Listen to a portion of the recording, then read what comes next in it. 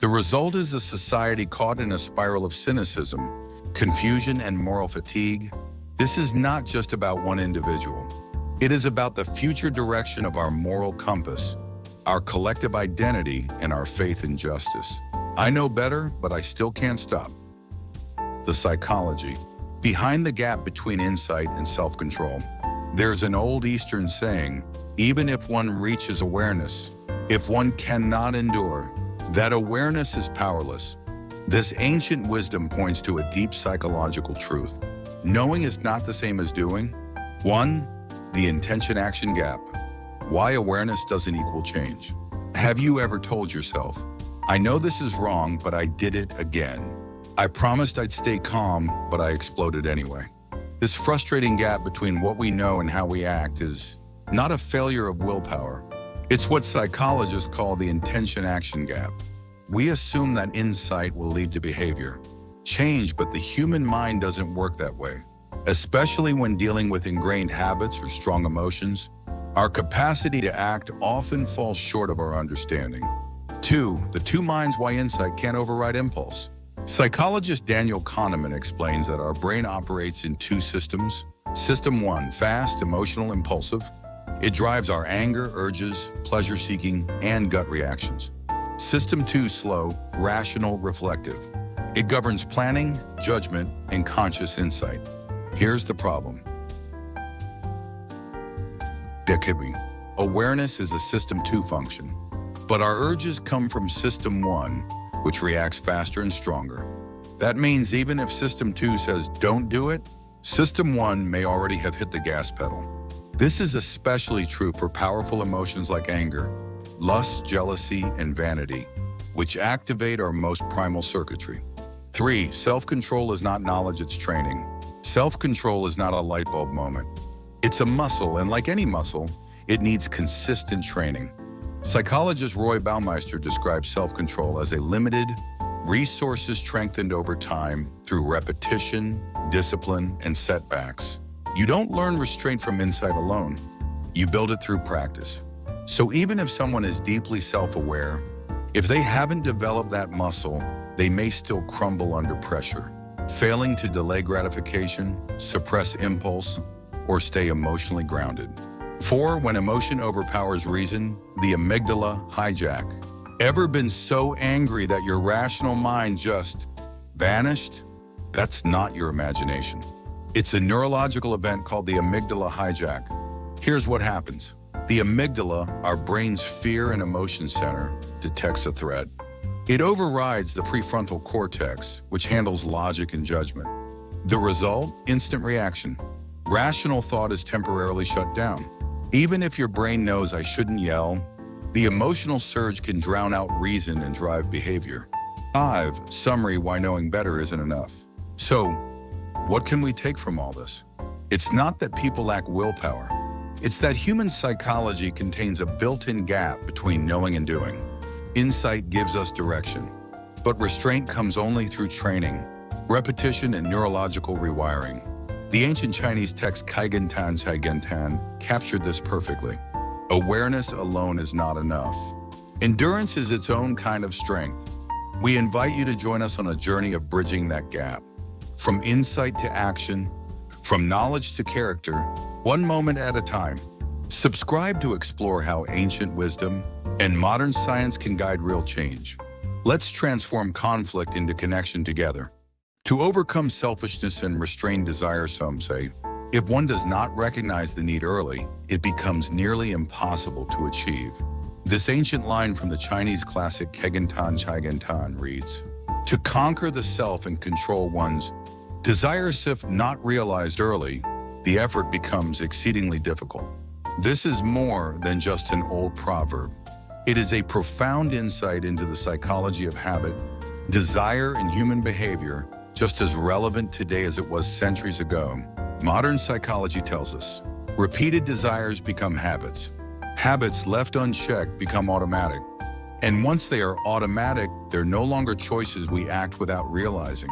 So if we don't recognize these patterns early, they burrow deep into our brains and control our decisions from within. This ancient wisdom asks us a timeless question. Are you living by desire, or are you in charge of it?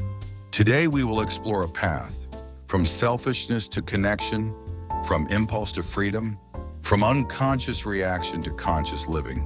Join me, Saray Formainer, as we walk together on a journey to turn conflict into connection, one moment at a time. Why is it so hard to resist selfish desire, especially if we start too late? Let's look at this through a psychological lens. 1. The power of habit formation. The human brain automates repeated behaviors.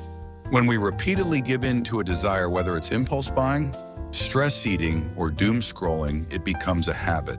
Over time, we no longer think. We just react. If we don't catch it early, cognitive control becomes harder. The habit takes over before the brain even has time to intervene. 2. The critical window of self-regulation development. Self-control is not a switch we flip in adulthood. It's a capacity developed gradually during childhood and adolescence. Without early guidance or models for healthy self-regulation, we grow into adults with weak impulse control. This means the ability to manage desire must be practiced early, and often to be effective. 3. Cognitive distortions and rationalization. We humans are experts at self-deception. We justify what we want. We tell ourselves, I deserve this, or I can stop anytime. But it's not self-control, it's self-rationalization. Without early awareness, we don't gain control over desire, we just get better at excusing it. 4. Environmental and cultural pressures. We live in a society built on consumer capitalism. Advertising, social media, and comparison culture all push us to equate identity with desire. To consume is to exist. If we don't understand how our desires are shaped externally, we risk being endlessly manipulated by the environment. So again, we return to the wisdom of the past. To overcome selfishness and restrain desire, if you don't see it early, it will overpower you. Let's reclaim that awareness together. Like always, one moment at a time. Subscribe and join us on this journey from conflict to connection. Let's return to an ancient insight. To conquer selfishness and control desire, if you don't recognize the need early, it becomes almost impossible to restrain. This is not just moral advice from a distant past. It's a timeless observation rooted in what we now understand through psychology, social behavior, and developmental science. 1. The decline of communal boundaries. In the past, families, religious institutions, and local communities played a critical role in shaping and restraining individual desires. They provided moral boundaries, accountability, and formative correction. But in modern society, personal freedom and individual choice have become sacrosanct, often at the cost of any meaningful social restraint. If self-control is not cultivated early, society no longer offers the mechanisms to help a person hold themselves accountable.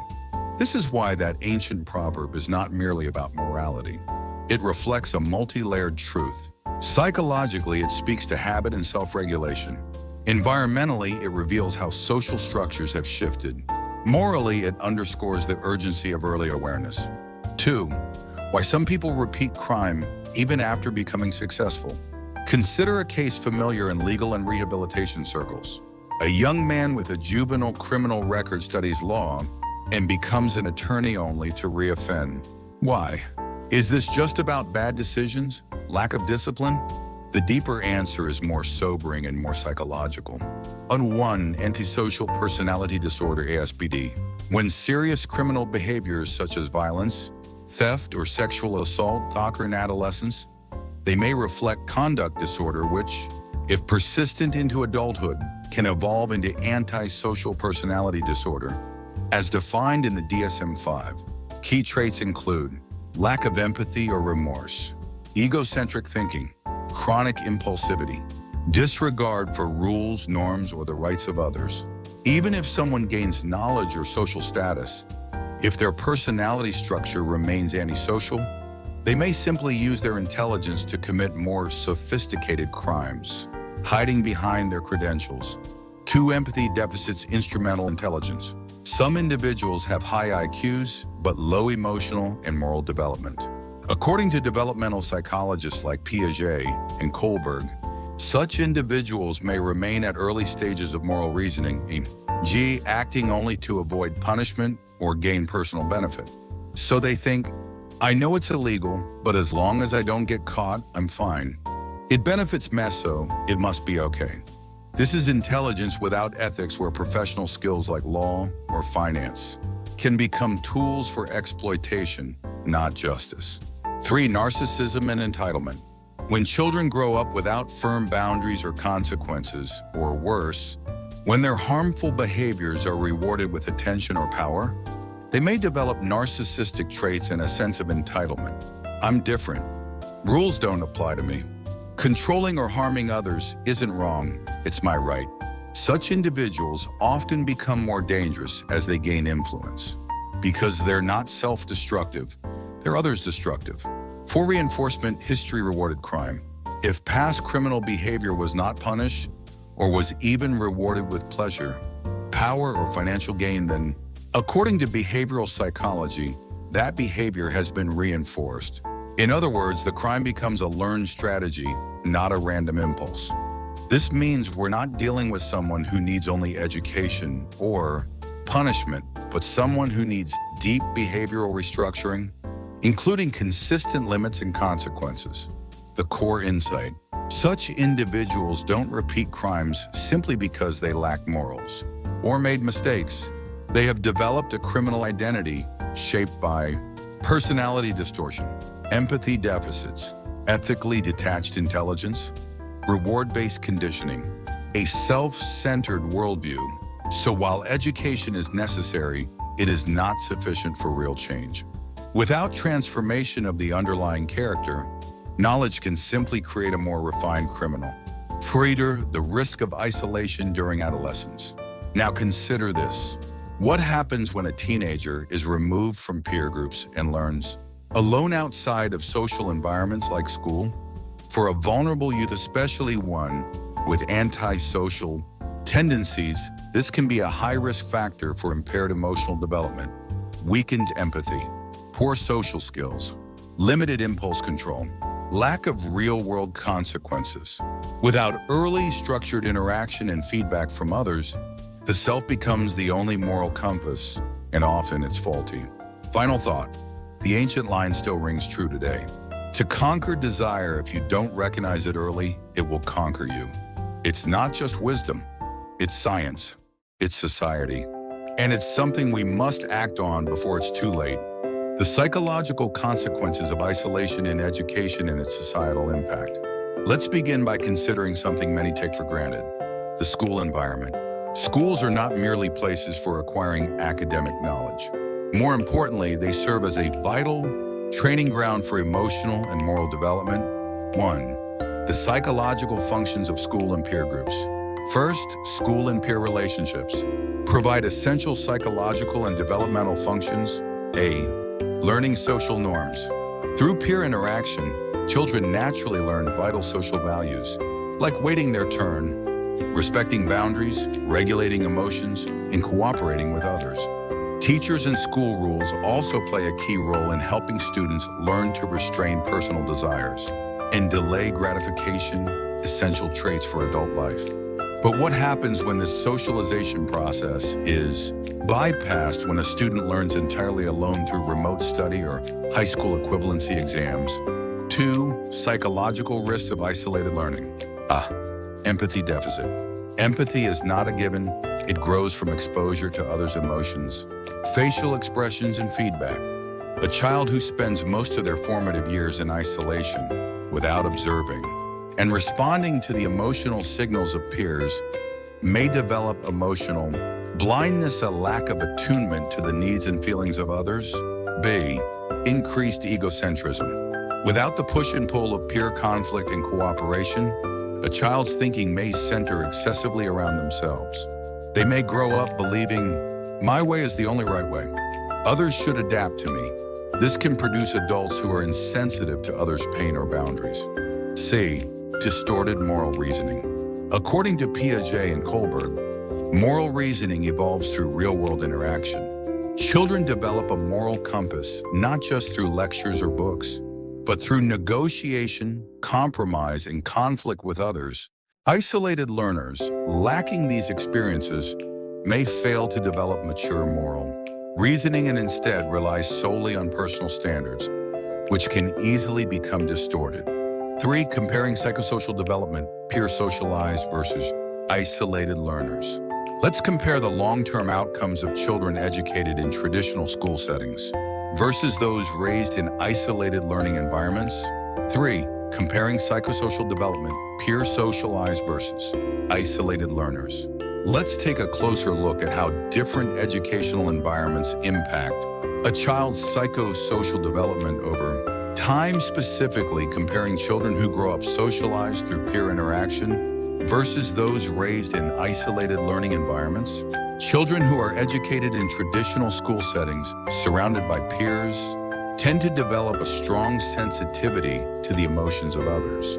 They learn to recognize facial expressions, interpret tone of voice, and respond appropriately to emotional cues. In contrast, children raised in isolation often appear emotionally blunt or disconnected.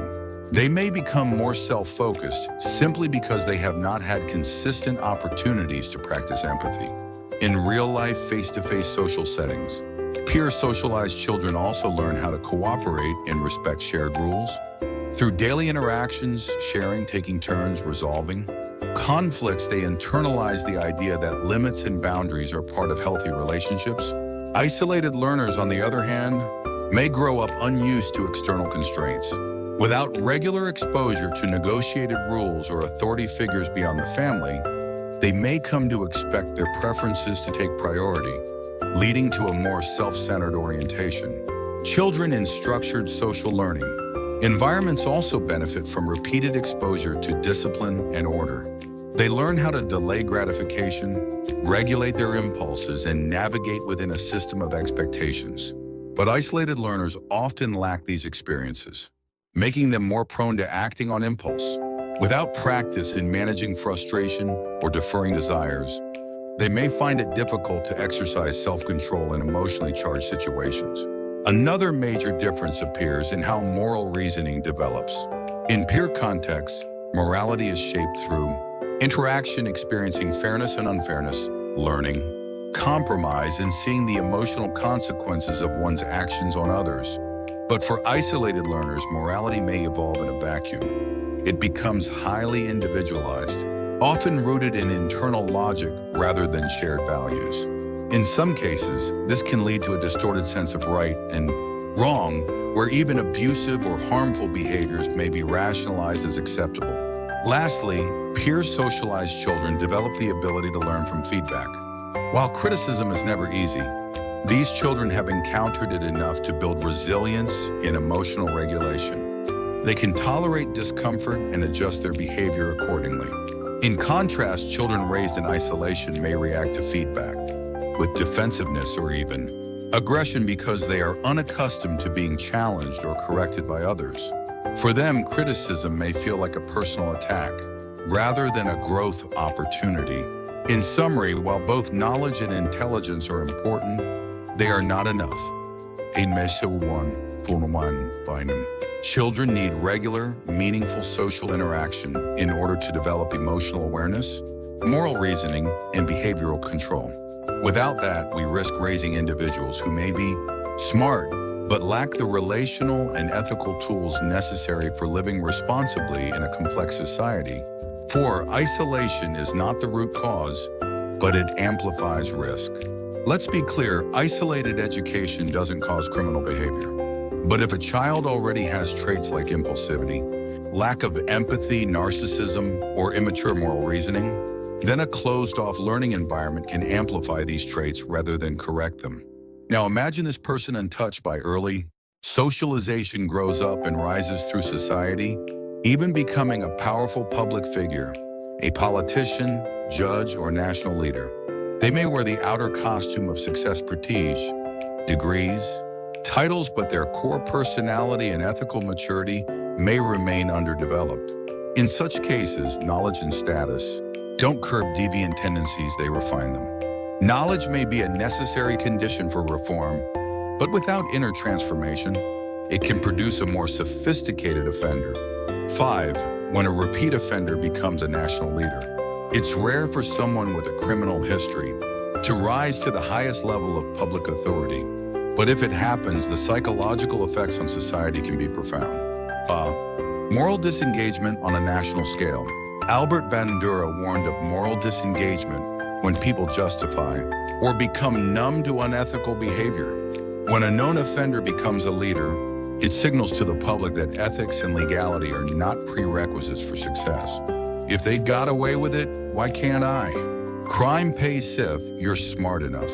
This lowers the bar for moral conduct, weakens the collective sense of guilt, and erodes the psychological foundations of social order. B. Collapse of legal authority and identity confusion. What happens when someone swings from GED to law school to felonies?